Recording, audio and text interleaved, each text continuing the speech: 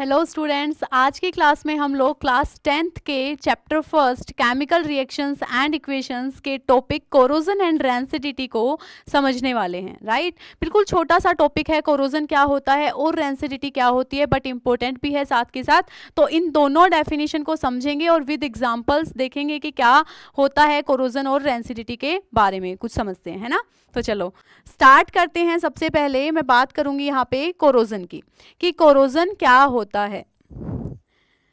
तो हमने ना लास्ट क्लास में क्या पढ़ा था, हमने लास्ट क्लास में ये पढ़ा था कि रेडॉक्स रिएक्शन क्या होती है। रेडॉक्स रिएक्शन में हमारे पास हमने ऑक्सीडेशन और रिडक्शन रिएक्शन के बारे में पढ़ा था, है ना। तो वहाँ पे हम ये देखते थे कि ऑक्सीडेशन और रिडक्शन रिएक्शंस हैं, एडिशन ऑफ ऑक्सीजन अगर हो रहा है तो ऑक्सीडेशन है। बट बच्चों, अगर हम अपने डे टू डे लाइफ में देखें तो हमारे आसपास तो ऑक्सीजन प्रेजेंट है ही, और वही ऑक्सीजन क्या करती है, अपने आसपास जो मेटल्स प्रेजेंट है या और सब्सटेंसेस हैं उनके साथ रिएक्ट करके उनके ऊपर भी कुछ इफेक्ट अपना डाल रही होती है ना।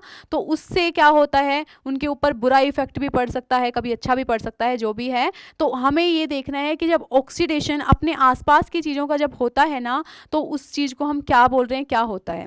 तो जब हम बात करते हैं सबसे पहले मेटल्स की, है ना, अपने आसपास जो मेटल है या अदर सब्सटेंसेस जो प्रेजेंट है, अलॉयज वगैरह, तो वो प्रेजेंट है। आयरन प्रेजेंट है हमारे आसपास, सिल्वर प्रेजेंट है हमारे आसपास, गोल्ड प्रेजेंट है, प्लेटिनम प्रेजेंट है, एल्यूमिनियम प्रेजेंट है।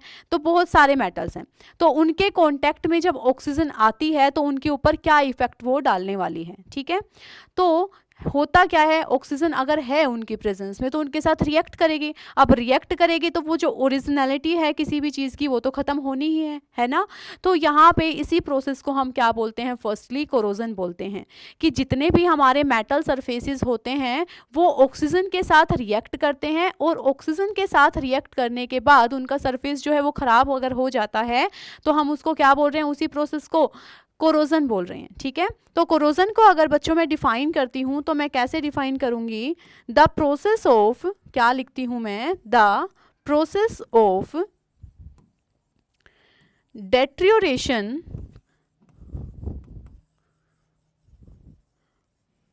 of metal surface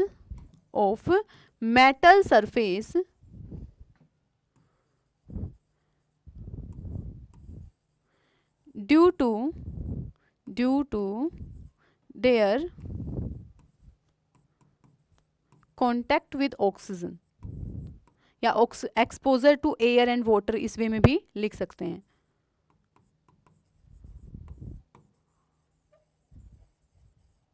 ठीक है। अब यहाँ पे समझो बच्चों, सबसे पहले हम क्या करते हैं, हमने देखा है आयरन है, ठीक है। आयरन को अगर हम देखें स्टार्टिंग में जब लेके आते हैं एकदम शाइनी सा, सिल्वरी सा उसका कलर होता है, सरफेस होता है ना। लेकिन टाइम के साथ धीरे धीरे धीरे वो ऑक्सीजन के साथ रिएक्ट करता चला जाता है और उसके ऊपर जंग लग जाता है, जिसको कि हम क्या बोलते हैं, रस्ट बोलते हैं, है ना।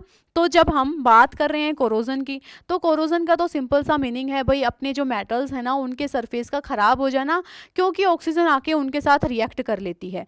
इस प्रोसेस को तो हम बोल रहे हैं कोरोजन।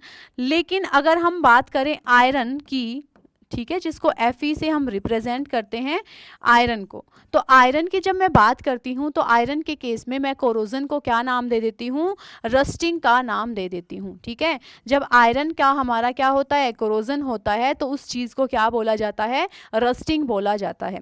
अब बात आती है कि रस्टिंग क्या होता है, तो रस्टिंग का रस्ट का जो फॉर्मूला है वो हम याद रख सकते हैं। रस्ट का फॉर्मूला होता है Fe2O3.XH2O।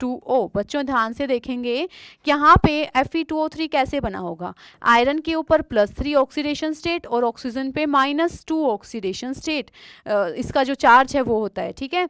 तो यहाँ पे मैं बोलती हूँ कि जब दोनों कंबाइन करेंगे तो क्या बना लेंगे, Fe2O3। तो ये हमारा क्या है, आयरन का ऑक्साइड, और जब आयरन +3 ऑक्सीडेशन स्टेट में होता है तो उसको फेरिक बोला जाता है। आयरन जो है वो 2 ऑक्सीडेशन स्टेट शो करता है बच्चों, एक तो +2 और एक +3। जब वो +2 में कंपाउंड्स बनाता है तो उसको बोल देते हैं फेरस, और जब उसके कंपाउंड्स +3 ऑक्सीडेशन में प्रेजेंट होते हैं तो उसको बोला जाता है फेरिक।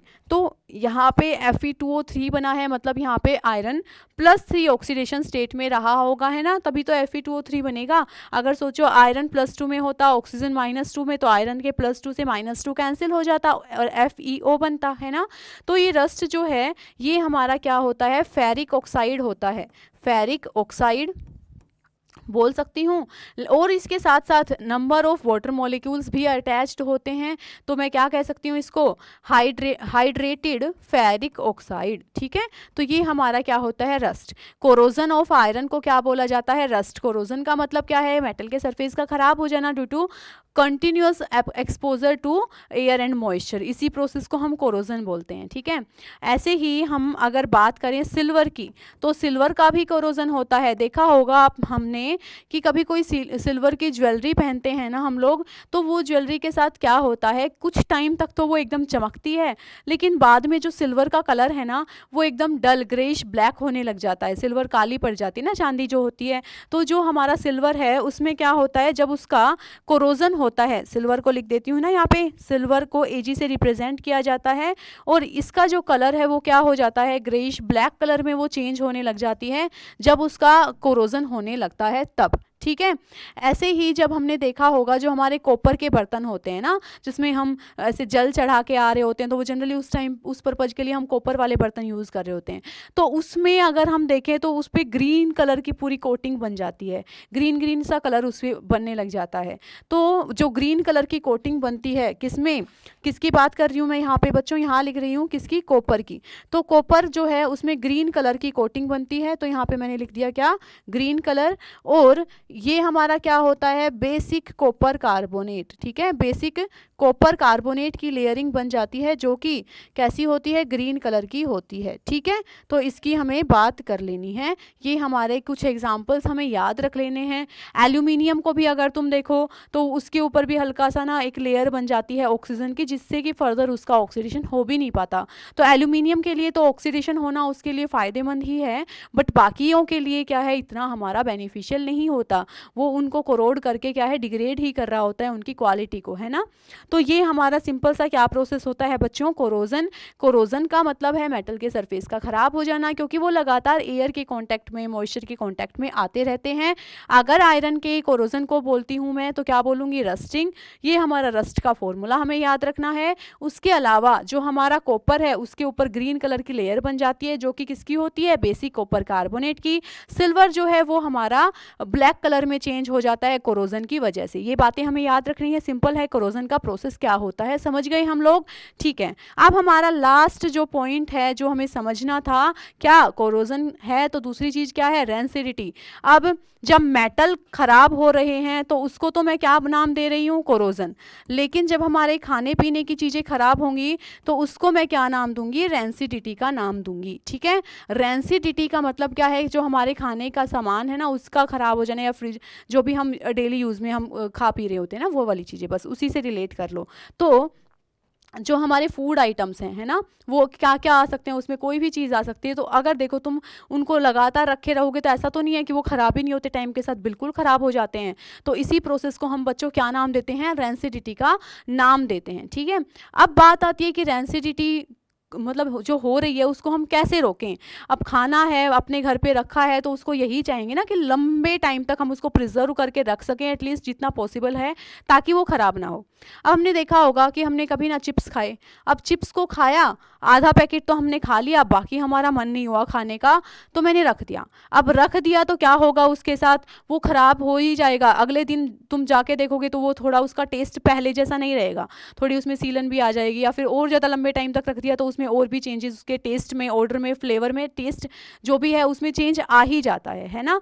तो जो हमारे फूड आइटम्स हैं या खाने पीने की जो चीज़ें हैं, इनके टेस्ट में, फ्लेवर में, ऑर्डर में, उनकी स्मेल में जो है चेंज आ जाना, इसी को ही हम क्या बोलते हैं, रेंसिडिटी बोलते हैं, ठीक है। अब रेंसिडिटी को हम बात जब कर रहे हैं तो कैसे रोकें, है ना। अब रेंसिडिटी तो हमने समझ लिया कि जो भी हमारे फूड आइटम्स हैं उनमें उनकी जो भी क्या है, स्मेल को मैं दूसरा नाम दे सकती हूँ क्या बच्चों, ऑर्डर। तो उनके ऑर्डर में या फिर टेस्ट में चेंज आ जाना, ठीक है।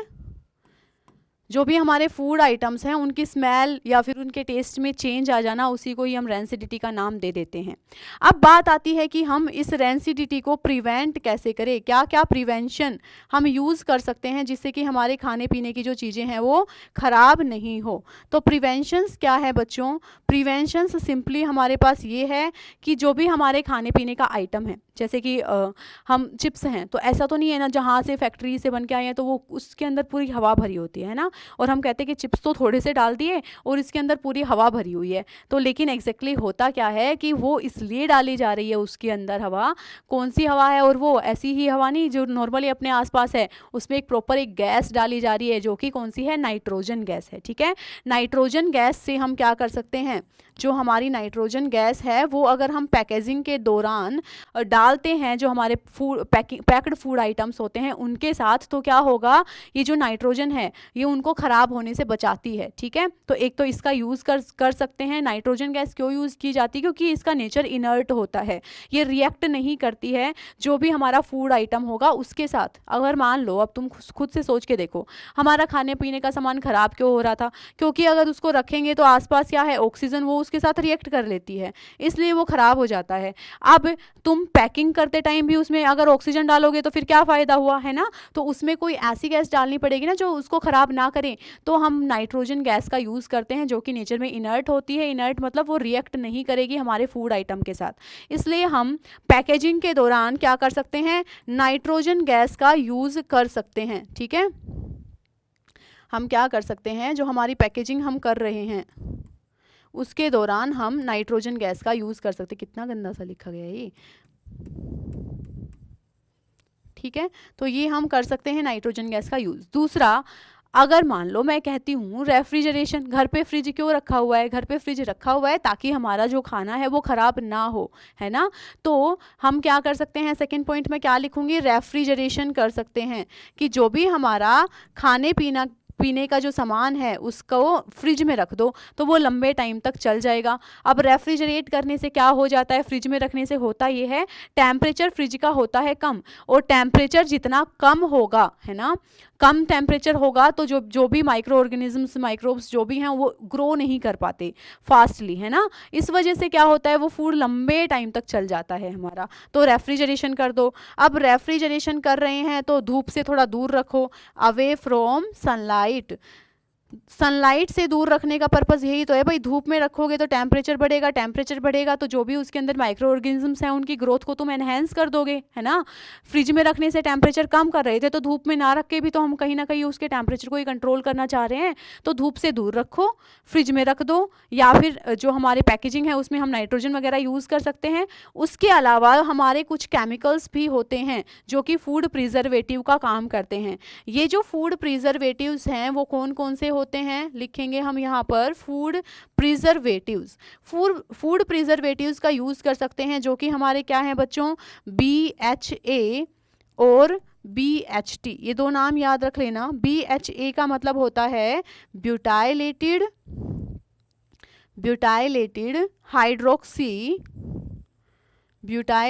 हाइड्रोक्सी एनिसोल, और जो BHT है इसका नाम होता है, इसकी फुल फॉर्म होती है बच्चों ब्यूटाइलेटेड हाइड्रोक्सी टोलुइन। ठीक है, तो ये हम क्या है, ये हमारे फूड को प्रिजर्व करने का काम करते हैं। ठीक है, फूड प्रिजर्वेटिव्स की तरह हम इनको यूज़ कर सकते हैं। ये भी हमारा क्या करेंगे, फूड को ख़राब होने से बचाएंगे, लंबे टाइम तक हम उनको प्रिजर्व करके रख सकते हैं। ठीक है, इसके अलावा हम क्या करते हैं, देखो स्पेशली अचार वगैरह, इनको प्रिजर्व लंबे टाइम तक करने के लिए उसमें बहुत ज़्यादा अमाउंट में विनेगर वगैरह, नमक वगैरह ये भी सब डाल सकते हैं। तो ये हमारे कुछ बेसिक से तरीके थे जिनकी हेल्प से हम क्या कर सकते हैं, अपने फूड आइटम को लंबे टाइम तक चला सकते हैं। फूड आइटम्स का ऑक्सीडेशन हो जाना, मतलब फूड आइटम का एयर के साथ, ऑक्सीजन के साथ रिएक्ट करके ख़राब हो जाना, उसको हम बोलते हैं रैंसिडिटी। और जो हमारे मेटल्स हैं उनका एयर के साथ रिएक्ट करके ख़राब हो जाना, ऑक्सीजन के साथ रिएक्ट करके ख़राब हो जाना, मॉइस्चर के कॉन्टैक्ट में आके ख़राब हो जाना, उसको हम क्या बोलते हैं, कोरोजन। ठीक है, तो बस दोनों टर्म्स जो हैं उनका मीनिंग वही है कि वो ऑक्सीजन के साथ रिएक्शन अगर हो रही है तो चीज़ें ख़राब होंगी, है ना। अगर मेटल्स वगैरह हैं हमारे तो उनको हम कोरोजन का नाम देते हैं। अगर खाने पीने के फूड आइटम्स ख़राब हो रहे हैं तो रेंसिडिटी का नाम देते हैं। कैसे रेंसिडिटी को बचा सकते हैं वो हमने देख लिया। अब कोरोजन को कैसे बचा सकते हैं ये हमारा टॉपिक अलग से आता है जो हम दूसरे चैप्टर में पढ़ने वाले हैं, ठीक है।